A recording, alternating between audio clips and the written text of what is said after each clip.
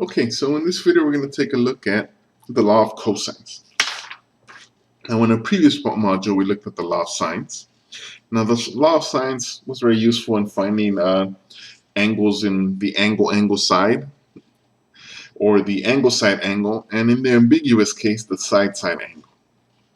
Alright, now the law of cosine is going to be useful when we have other conditions that are given to us and we're asked to find. Alright, now here is the law of sines. All right, so we see here there are three different, so again we have our standard non-right triangle here, right, labeled in the standard way that we labeled it.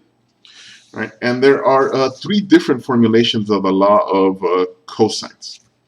Right, now they are equivalent in the sense that really it just depends on the information that we're given. Remember, these are just placeholders, right? A, B, C. Right, you can define any of them to be A, B, or C. Right, this is just to show you that, right, depending on the information we give them, we can kind of rearrange our values to solve what it is we're looking for.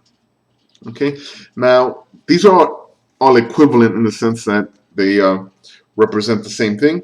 If we're finding for a side, it's useful to use these formulations, right, whether I'm finding side A, B, or C.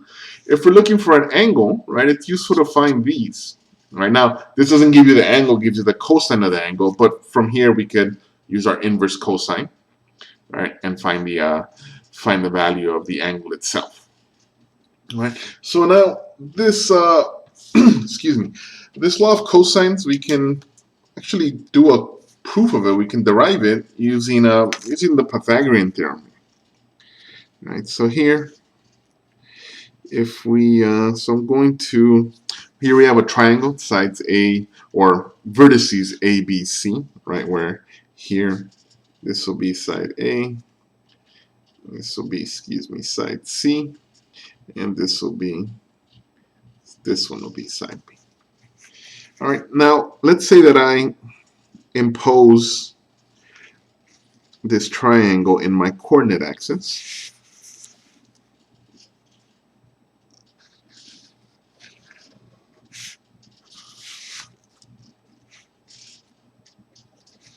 All right, a coordinate plane, XY here. And what I'll do is I'll take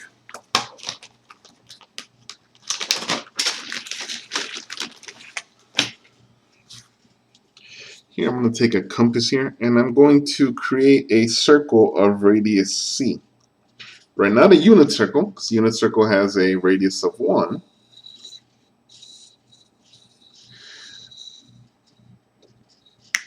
But a circle of radius C. Right, now, when we were introduced to unit circle, right, the values or the coordinates of this point was the sine and the cosine. Right, cosine was the x coordinate, the sine was the y coordinate. Okay, but that was when we had a radius of 1. But here the extension is, well, when we have a radius that is non-1, what we have simply here, and again using here the general formulation of our triangle, this is angle alpha, beta, this one is gamma. All right, so it's not simply sine and cosine, but it is C times cosine alpha and C times sine of alpha. Right, when the circle is not a unit circle, right, we carry an extra factor of whatever the radius of that circle happens to be. Right, in this case, C. All right. Okay, and here, of course, excuse me.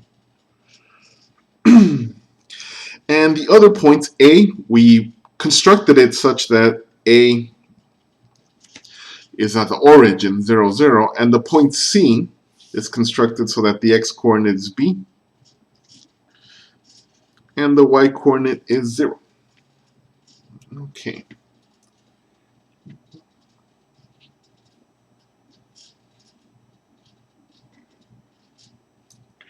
All right, now if I drop here, let's say I wanted to find, well, what would be the length of A? Well, if I drop a diagonal here,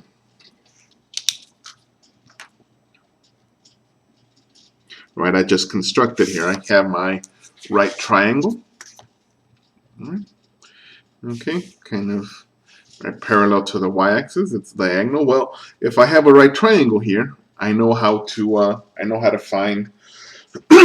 Excuse me.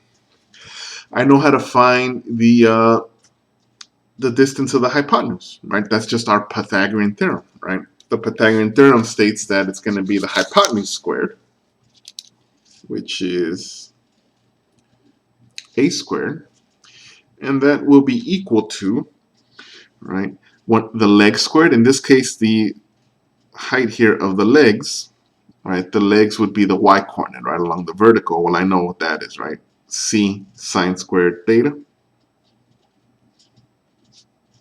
or excuse me, C sine of alpha squared. All right. Now the other leg would be this distance here, right? Now here, I wrote B here. I didn't mean for it to be confusing. B is the whole distance from A to C, right? But I'm just looking for this right here, right? But a little subtraction gets us there, right? Because I know the value from here to here, that's C cosine alpha, right? That would be the value from A to this diagonal here, right? Based off of this point here. So to get this distance, a simple subtraction here, right? It would be the value of B, so too many B's going on here, minus C cosine alpha squared. Okay? All right. And now from here, we just do a little expansion here. All right, so I'm going to square this. A squared is equal to C squared sine squared alpha. Here we do a binomial expansion, right? FOIL, first, outer, inner, last, however you want to call it. That would be B squared minus 2BC cosine alpha plus C squared cosine squared alpha. All right. And now you might be saying, well, this doesn't look anything like our law of cosines. Well, not quite. You're correct. But I do notice whenever I see sine squareds and cosine squareds, I always want to think, wishful thinking is, can I use my Pythagorean identity, right? Because that's equal nice and 1, and it simplifies things very easily, right? So what I'm going to do here is I'm going to regroup some things here.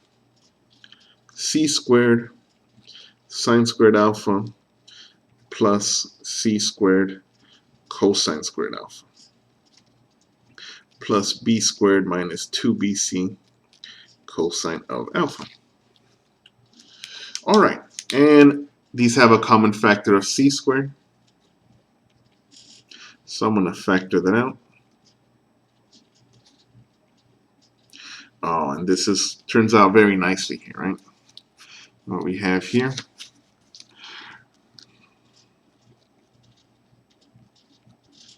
cosine alpha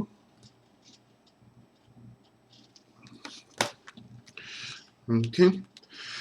All right, and here this is equivalent to 1, right? Our Pythagorean identity, right? So I can just substitute 1, right? I'm just left with C squared. So we get A squared is equal to C squared plus B squared minus 2BC cosine of alpha, right? And there we have our law of cosines, right? Simply by using the Pythagorean theorem and the Pythagorean identity for trig functions, right, very nicely gives us our law of cosines. Now we can, to find the other two, right, I won't go through them because they're kind of redundant. All we do is now we fix the, we make B centered at 0, 0 and C centered at 0, 0. Right, and go from there, constructing the circle and the perpendicular, and then we come across this same formulation here. All right, now notice there's a nice kind of symmetry here where we have A squared alpha, B squared beta, C squared gamma. All right, so that's kind of how they're grouped there. All right, so now why do we need the law of cosines? Right, if we have the law of sines? Well, there are limitations to the law of sines. Right. For example, we need right? It only works for certain cases. If I had three sides, I can't use the law of sines, right? The law of sines would require at least me knowing one angle. Right? And if I don't know the right combination of sides and angles, then I can't use the law of sines either. Right? So the law of cosines is going to be useful for two cases, right? Law of cosines. Use for side, side, side. So if I know three sides, right, then I can use the law of cosines. Right? And for side, angle, side. Okay. All right. So here, for example, let's try this. Solve the triangle. And we're given this triangle where we have here triangle ABC. Right? And here we have the formulation. We have side, angle, side. We have a side, the included angle, and then the side here. Right? Now remember, solving a triangle means you find all its parts.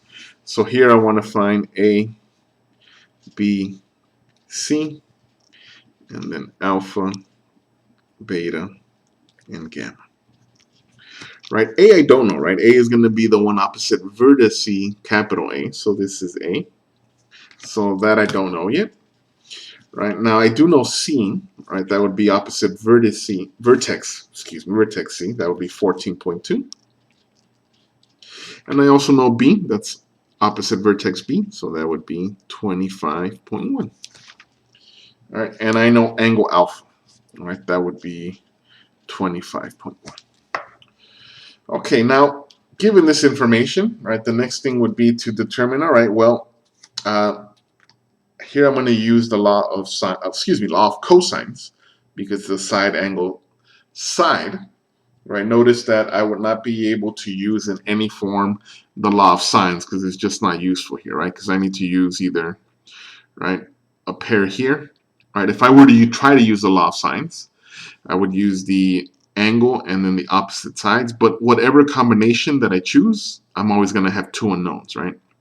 Beta 25.1. Well, there's nothing else to pair it with, right? Where I have two quantities that I know, right? Alpha 14.2 or A and 28.2.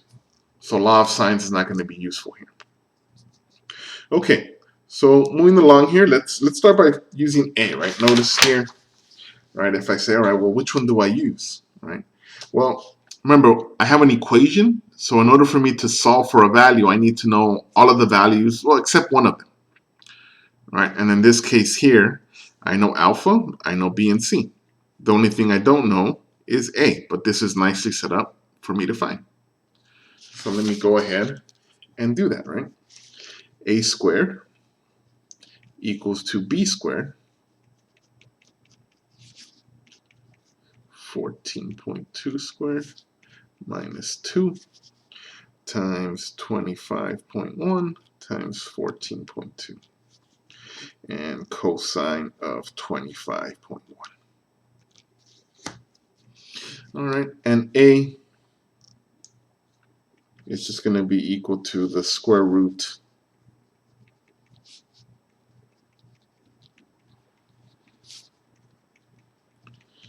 of this.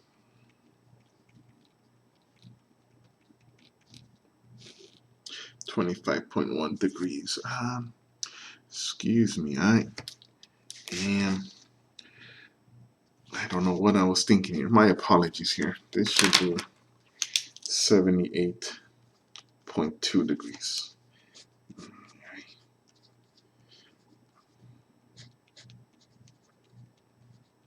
Okay, sorry about that. I'm not sure where our mind was going there. Okay, so sorry, 78.2 degrees. Okay, so that would be the value for alpha. All right, now when inputting this in my calculator, so I like to make, well, again, let's make sure we're in degrees.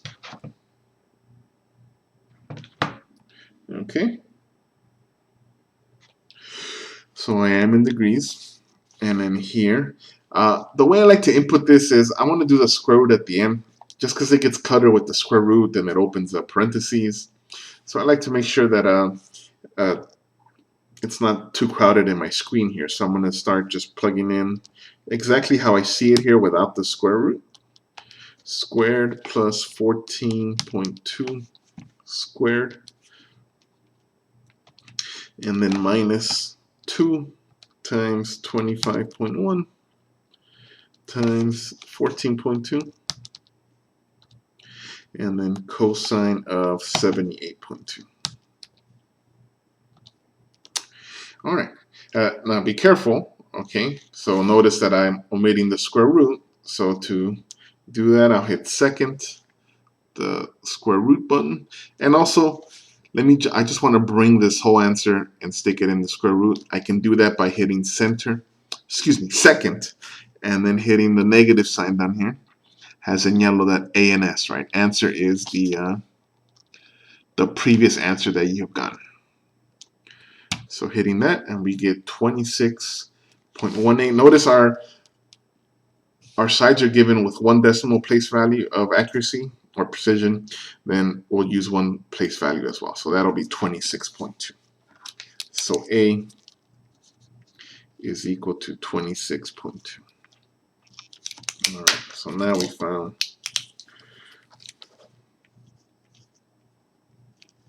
0.2. All right. Okay. All right. Now, from here, we can use the law of cosines again to find an angle, right? But in my opinion, you may find the law of cosines easier to work with. I think the law of sines is a lot easier to work with, right? It's just the simplicity of it. There's a lot going on in the law of cosines. Sometimes we have no choice here, right? But once I have found this, I think now I can use the law of sines pretty easily to find at least one of the angles, right? Because then from there I can just use 180 minus alpha and let's say beta, right? I can use the law of sines to solve for beta, right? Because now I have 2 pairs that I can work with one unknown, right? So what I mean by that is if let's say we have sine beta over the side opposite it was be 25.1 equal to sine of 78.2 degrees.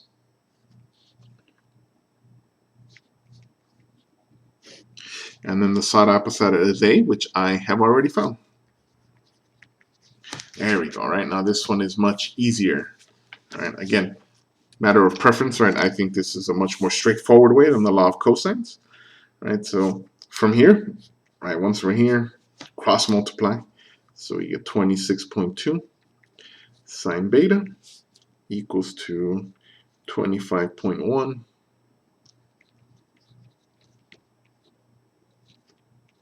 sine of 78.2 degrees, and we get sine of beta equals to 25.1 sine of 78.2 degrees over 26.2.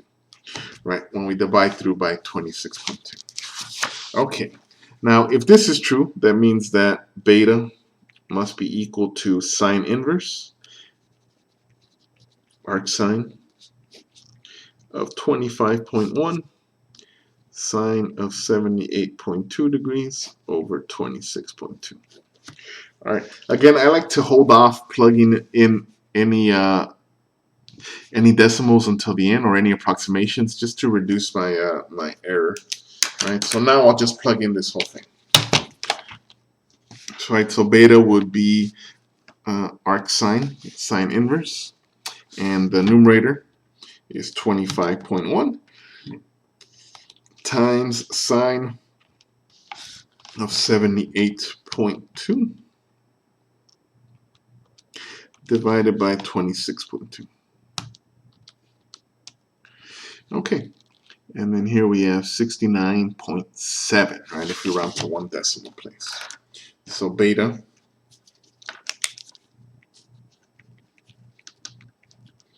.7 degrees. All right. So 69.7 degrees. All right, and again, we're done using law of sines, law of cosines. Angle gamma is a simple subtraction problem, right? Gamma will be 180 degrees minus 69.7 degrees minus 78.2 degrees, right? Take my trusty calculator out here. 180 minus 69.7 minus 78.2. And we get 32.1 degrees. Okay. And that's how we solve a triangle using the law of cosines. Usually, if you are in this side, side, side, or side angle side, right, once you use the law of cosines once, you can probably finish up using the law of sines. All right. I think for me, it's just a more straightforward approach. Okay, thank you.